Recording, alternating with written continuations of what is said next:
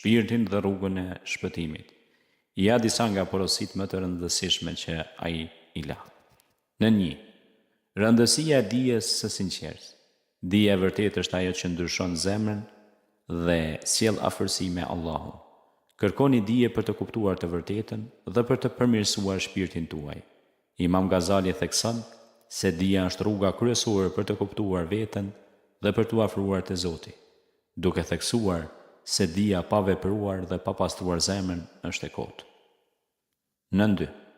Pastrimi i zemrës dhe pastrimi i shpirtit. Zemra është thesari më i shtrenjtë dhe pastrimi i saj është detyra më e rëndësishme.